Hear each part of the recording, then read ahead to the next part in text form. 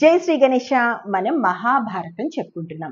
ఎంతవరకు వచ్చాము? శాంతి పర్వం 2వ ఆశ్వాసంలో ఉన్నాము. సో భీష్మ పితామహుడు దగ్గర ధర్మరాజు వివిధ ధర్మ సందేహాలు అడిగి తెలుసుకుంటున్నాడు.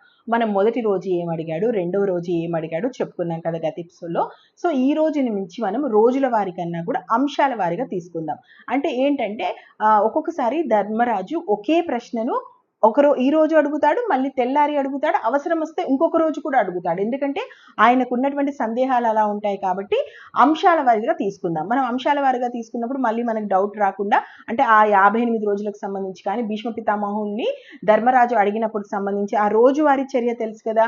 ఉదయమే అస్థినాపురం నుంచి బయలుదేరడం. ఎవరెవరు? కృష్ణుడు, పాండవులు, యువత్సుడు, కృపాచార్యుడు, సాచికి, అదేవిధంగా వస్తానంటే ధృతరాష్ట్రుని, గాంధార్ని, కుంతిని కూడా తీసుకొని వీళ్ళందరూ కలిసి కురుక్షేత్రంలో భీష్మ పితామహుడు ఉన్నటువంటి ప్రాంతానికి రావడం, ఆయనకు నమస్కారం చేయడం, ఆయనను ప్రశ్నలు అడగడం, సమాధానం తెలుసుకోవడం, మళ్ళీ రాత్రి వెళ్ళడం, హస్తినాపురంలో నిద్ర చేయడం, మళ్ళీ ఉదయం లేచి రావడం. అంటే ఒక పిల్లాడు స్కూల్కి వెళ్ళి ఎలా పాఠాలు నేర్చుకుంటాడో ఆ రకంగా ధర్మరాజు రోజు వెళ్తూ భీష్మ పితామహుడు దగ్గర తన సందేహాలు తీర్చుకున్నాడు. సో మనం ఇలా డే వైజ్ లెక్క కన్నా కూడా ఈ రోజు నుంచి మనం అంశాల వారీగా వెళ్ళిపోదాం. సో ఈ రోజు మనం వర్ణ ఆశ్రమాల గురించి మాట్లాడాలి. అంటే ఎలాంటి వర్ణాలు ఉన్నాయి, ఎలాంటి ఆశ్రమాలు ఉన్నాయి, ఎందుకు వీటిని సృష్టించడం జరిగింది, అసలు ఎందుకు ఈ వర్ణాశ్రమ ధర్మాలని మనం పాటించాలి, పాటించకపోతే ఏం జరుగుతుంది, అసలు ఇది ఎందుకు మొదలైంది, ఎక్కడ మొదలైంది అని చెప్పేసి ధర్మరాజు భీష్మ పితామహుని అడుగుతాడు.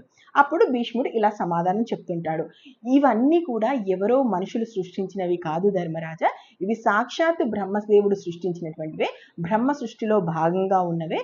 నీకు ఈ వర్ణాల గురించి, ఆశ్రమాల గురించి, ఎందుకు ఆయా ధర్మాన్ని వాళ్ళు పాటించాలి, పాటించకుండా ఏం జరుగుతుందో చెప్తానంటాడు.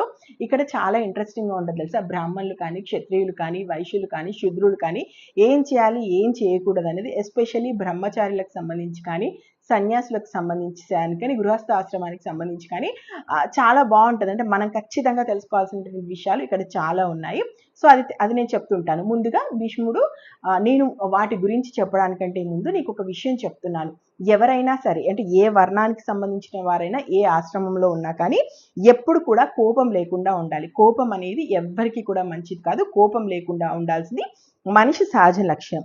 అసత్యం మాట్లాడకూడదు. అసత్య దోషం ఎవరికైనా ఒకటే. అంటే ఏ ఆశ్రమంలో ఉన్నా, ఏ వర్ణంలో ఉన్నా అసత్య దోషం అనేది వాళ్ళని వెంటాడుతుంది. అసత్యం అనేది ఉండకూడదు. కట్టుకున్నటువంటి భార్యతో కాక పరాయి స్త్రీతో వెళ్ళడం పరమ నీచమైనటువంటి పని. అలా చేసిన వాడు ఇక్కడ ఉన్న ఎలాంటి పరిస్థితిలో ఉన్నా అది మహా తప్పిదమే అవుతుంది. శుచిగా ఉండడం, అనుకువగా ఉండడం. శుచిగా ఉండడం